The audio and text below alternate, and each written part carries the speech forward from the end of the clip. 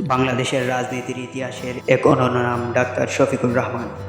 Doctor Shafiqur Rahman একজন বাংলাদেশি রাজনীতিবিদ, চিকিৎসক ও বাংলাদেশ জামাতে ইসলামের বর্তমান আমির।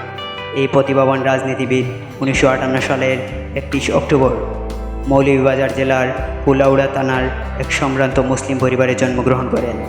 তার পিতার নাম মোহাম্মদ আবরু মিয়া ও মাতার নাম খাতিবুন্নেসা। 4 ভাই বোনদের মধ্যে তিনি তৃতীয়। ডাক্তার শফিকুর রহমান 1974 সালে বরমচাল উচ্চ বিদ্যালয় থেকে এসএসসি পাশের পর 1976 সালে সিলেটের এমসি কলেজ থেকে এইচএসসি পাশ করেন। 1983 সালে সিলেট মেডিকেল কলেজ থেকে এমবিবিএস ডিগ্রি অর্জন করেন। ডাক্তার শফিকুর রহমান ছাত্রাবস্থায় 1973 সালে জাসদ ছাত্রলীগের মাধ্যমে তার রাজনৈতিক জীবন শুরু করেন। পরে 1977 সালে বাংলাদেশ ইসলামী ছাত্র শিবিরে যোগদান করেন। সিলেট মেডিকেলে অধ্যয়নরত অবস্থায় তিনি প্রথমে উক্ত মেডিকেলের শিবিরের সভাপতি ও পরবর্তীতে সিলেট শাখার সভাপতি হন।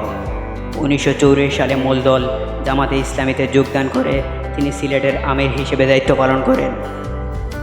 2010 সালে কেন্দ্রীয় সহকারী সেক্রেটারি জেনারেল হিসেবে কেন্দ্রীয় পর্যায়ে দায়িত্ব গ্রহণের পর 2011 সালের 19 সেপ্টেম্বর প্রথমে ভারপ্রাপ্ত সেক্রেটারি জেনারেল, পরবর্তীতে 2016 সালে সেক্রেটারি জেনারেল হিসেবে দায়িত্ব নেন।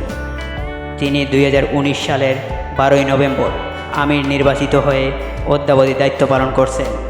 ডাক্তার শফিকুর রহমান 5 জানুয়ারি 1985 সালের 8ম জাতীয় সংসদের সংরক্ষিত আসনের সংসদ সদস্য ডাক্তার আমেনা বেগমের সাথে বিবাহ বন্ধনে আবদ্ধ হন।